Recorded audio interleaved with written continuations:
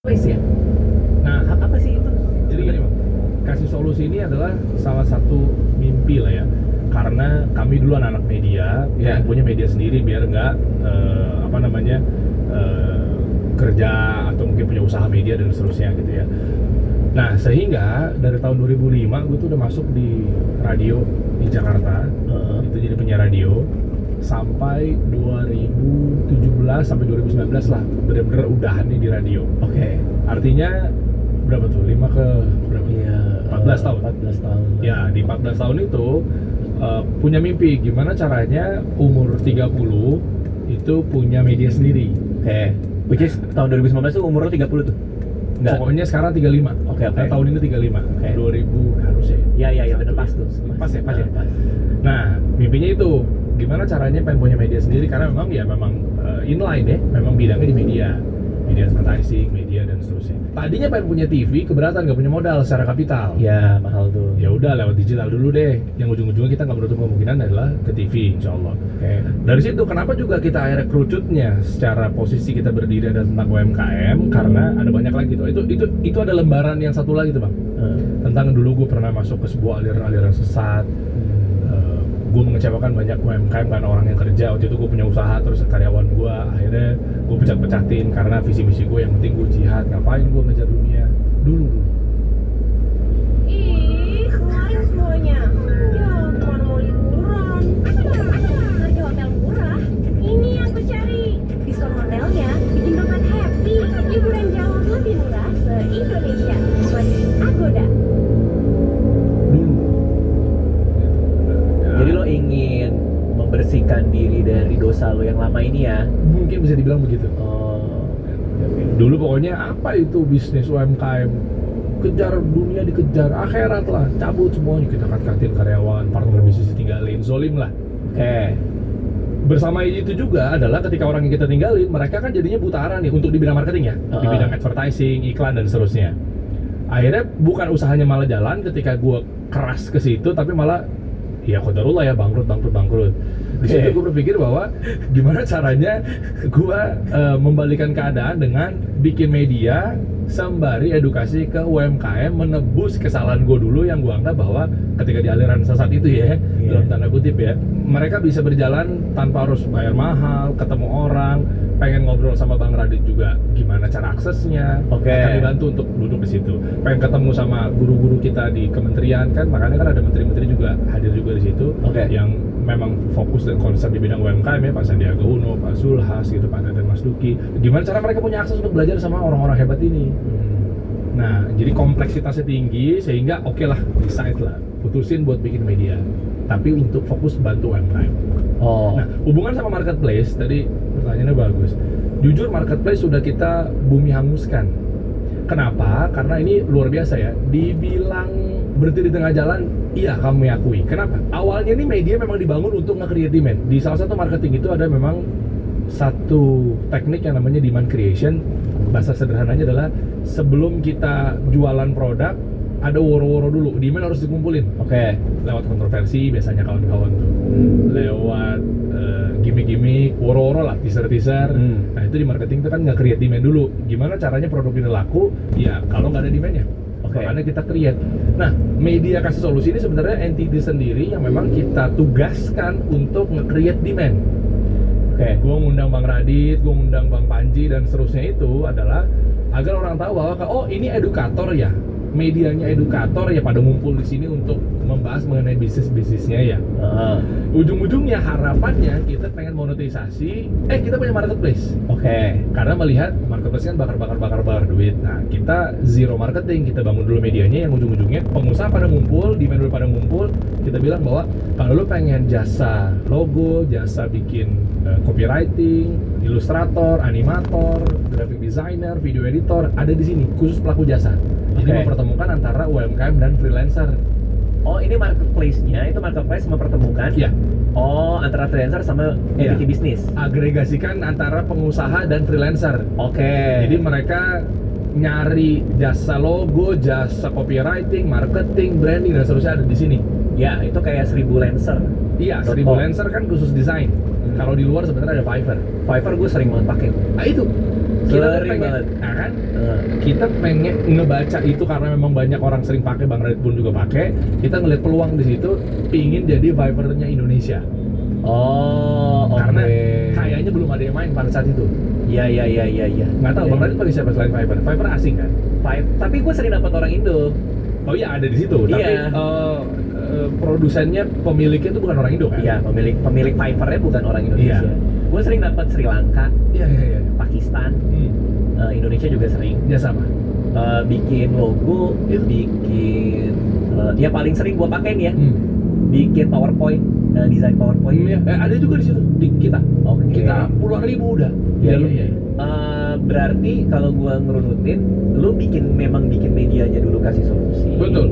Baru di tengah jalan, oke nih kalau kita bikin marketplace, apa dua-duanya barengan? Dua-duanya barengan. Oh. Karena di tadi prinsip di marketing itu kita udah petain. Kita bahasa kasarnya nih orang marketing untuk versi gue ya. Haram kalau punya produk langsung jualan. Ya, soalnya kan tadi lo bilang Demand nggak ada. mimpi lo pengen punya media. Iya.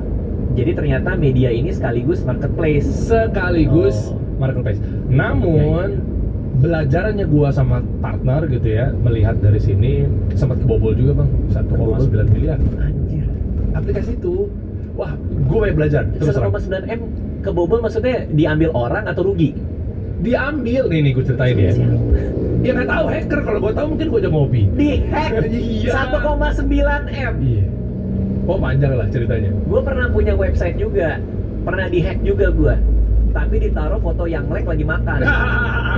bener itu bener. Pelakunya yang lag. Bukan. Tapi bener itu pernah gue.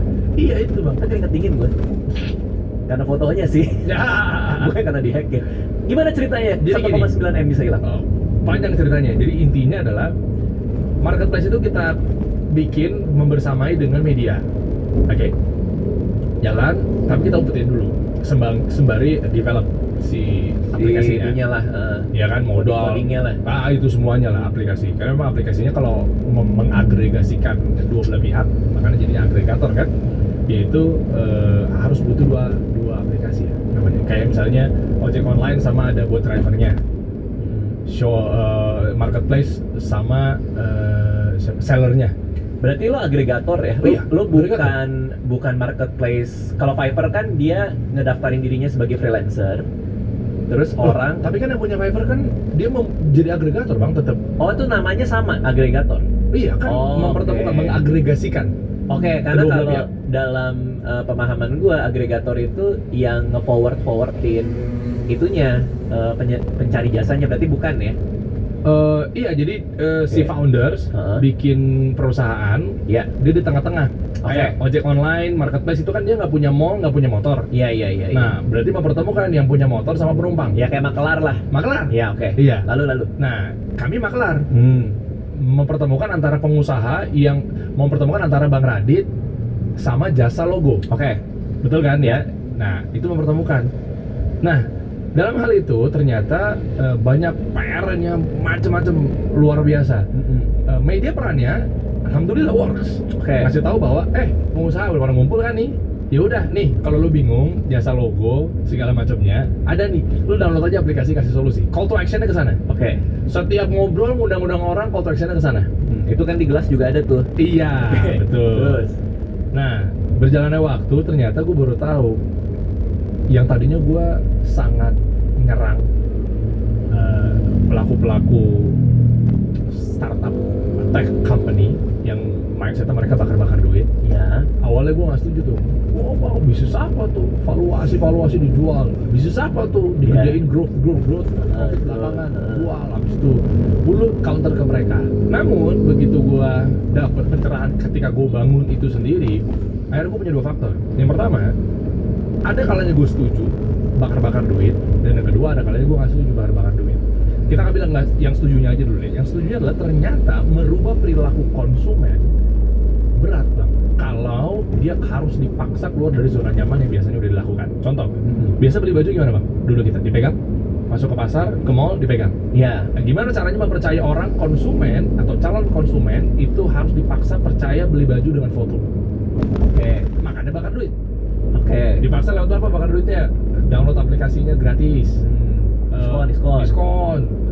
Pokoknya untuk penggunaan awal-awal naik motor gratis, belanja di sini dapat subsidi dari si marketplace-nya gratis itu kan dibakar. Artinya lu nyiapin duit 10T misalnya untuk dibakar. Gue pikir apaan nih bisnis begini nih. Ternyata ketika untuk merubah zona nyaman dan kebiasaan perilaku yang tadinya A shifting ke B, terutama udah bawa-bawa era, ekosistem, semuanya tuh udah dibawa gitu ya. Orang biasanya ketemu jasa, tinggal telepon, ketemuan, ngopi. Kalau ini dipaksa percaya sama karyanya lewat foto.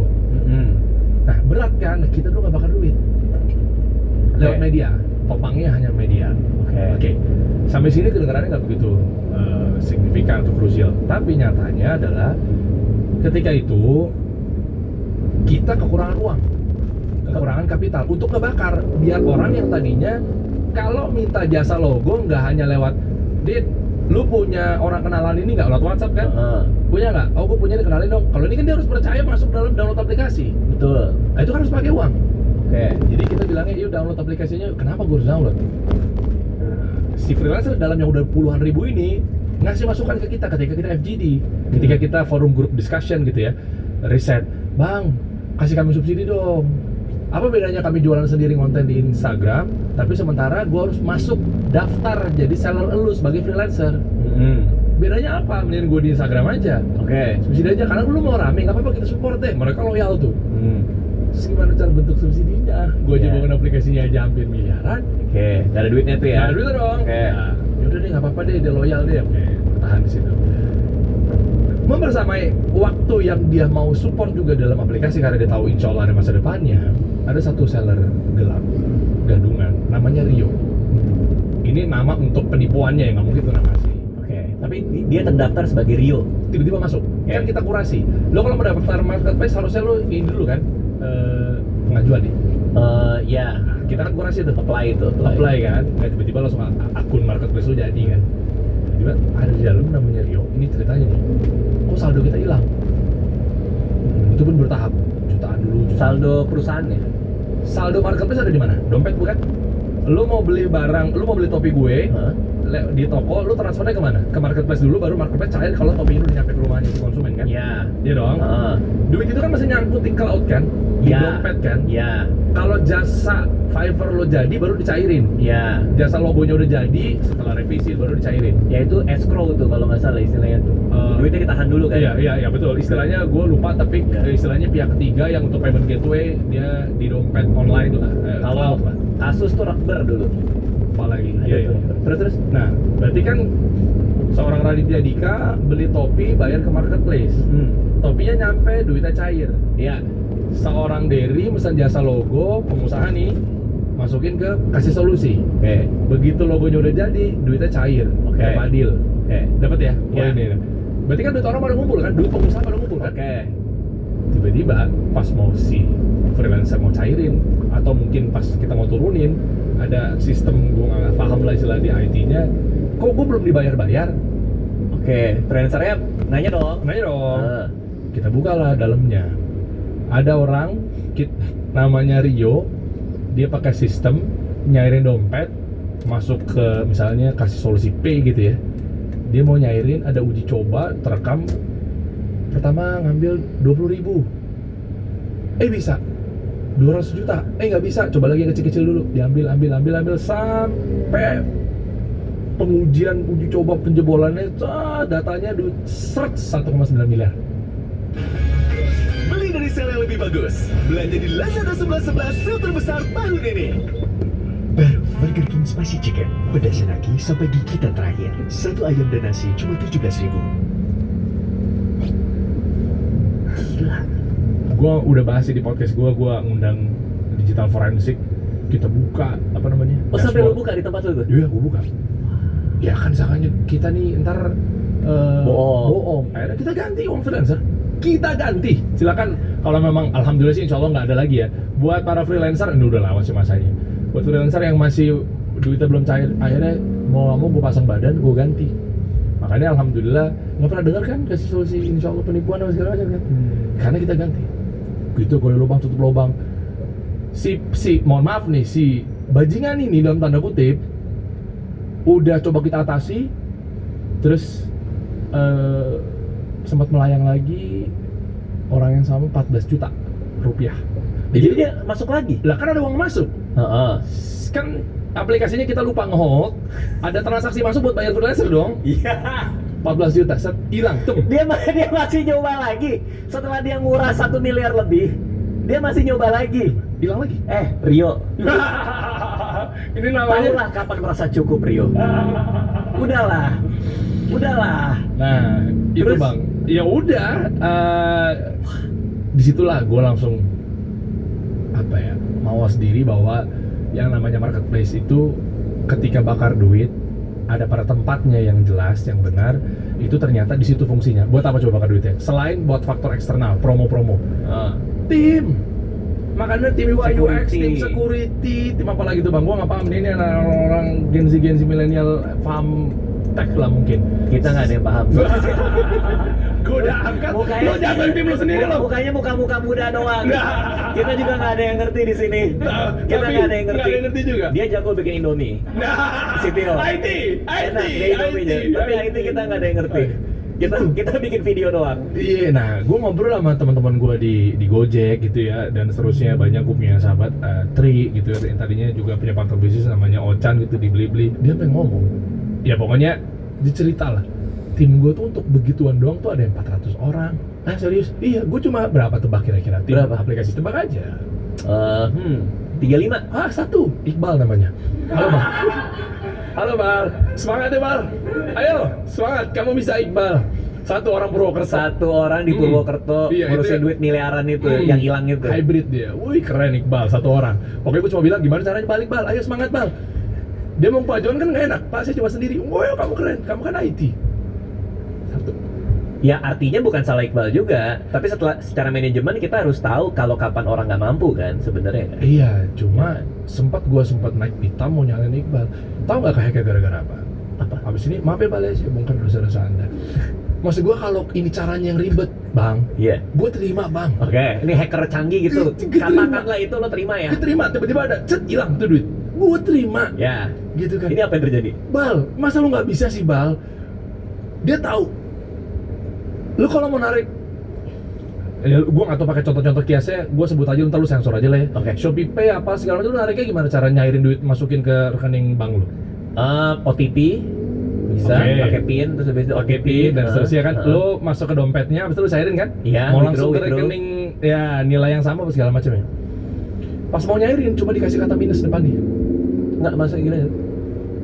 Ini ada UI nih, user interface Iya. yang buat ngambil duit mindahin ke rekening. Oke. Ya dong, lu masukin Iya. saldonya kan? Iya. Lu mau nilai yang sama dalam Shopee Pay-nya atau Tokopedia namanya apa sih dompet? Itulah pokoknya. Iya, GoPay. GoPay ya, itu berapa nominalnya atau yang ada di situ kan? Iya. Biasanya ada pilihan tuh. Mau senominal yang ada di dompet atau lu cuma buat nabung dia, lu ambil goceng dulu, lu ambil Iya. 10.000 dulu gitu kan? Heeh. Nah, dia ketik dong angka nominalnya. Misalnya lu mau nyairin 1 juta masukin ke rekening lu Oke, ketiknya ketik 1 juta. 1.000 gitu. Ya. Depannya kasih minus doang. Lalu Kesedot duit orang. Lu paham gak sih Bang? jadi ini persoalan di coding berarti kan? Iya, cuma dikasih minus. Di codingnya itu cara nyairin adalah kalau lo bisa masuk ke dalam, tinggal lo di kodenya pakai minus Iya. gitu kan Lu maksudnya mau kan? ngambil misalnya 1 juta, lu kasih min 1 juta. Itu duit freelancer turun langsung ke tempat lo. Kok bisa? Iqbal, kerja lu gimana sih Bal? Bahkan nggak pakai sistem security Iya, apa Bang, gua kesel banget di situ. Nggak ada pin, nggak ada apa ya? Nggak ada. Cuma gitu. masalah tinggal di kode kasih minus. Iya, lu lihat aja, lu lihat deh. Kita bahas semua di YouTube gua gitu loh. Gua bilang, lu IT nggak bisa kerja lu. Ngerti gak sih, Bang? Strip gitu, ceret gitu. Gue mengundang, makanya gue bilang, tau gitu gue pakai Seminota Slim Boy. pakai si Sam. Iya, dia kan Sam orang kan IT juga. Backend kan. Iya, dia orang IT dia. Bal, maaf Bal, lu keren Bal kerja lu, Bal. Tapi kadang-kadang itu persoalan kita juga tuh. Karena sebagai manajemen kita nggak tahu kapasitas orangnya. Apakah orang ini cocok nggak untuk kerjanya? Seneng lu Bal, iya betul. Nggak, soalnya Iya memang banyak kan harusnya kan. Iya. Itu dia. Mungkin nih dia keren banget nih misalnya di UI UX. Nah Nah ini gue coba anak-anak startup sekarang lah ya. Iya. Tapi mungkin di balik itu ada khusus untuk security bagian ini. Nah memang jujur, tapi keren, gue mengapresiasi sekali. Dia dipaksa untuk nge-cover semuanya bang. Iya. 400 orang yang ada di Tokopedia. Jadi satu doang. Jadi satu. Di Purwokerto. Online lagi. Iya benar. Online lagi di Purwokerto. Codingnya sambil pakai celana pendek kayaknya gitu ya. Iya benar. Di rumah. Iya, kita Zoom juga gitu dia meetingnya. Iya. Nah, karena pakai background kan biar nggak kelihatan kalau rumahnya mungkin berantakan gitu. Oke. Meetingnya. Pernah ketemu Iqbalnya? Pernah. Dia Di Jakarta? Di Jakarta. Dia tuh dia staff di perusahaan partner temen gue. Memang dia orang baik, terpercaya, nggak ada masalah untuk personalnya nggak ada masalah. Iya. Cuma salah di gue, bener bang, salah di gue nya karena memaksakan dia untuk double job. Makanya ketika lu, nih gue bela nih pada karyawan seluruh Indonesia, Iya. ketika lu menuntut hak lu untuk biar mana udah double job, Gen Z kan sering diserang tuh sama usaha rangkuti. Dia bukan lemah.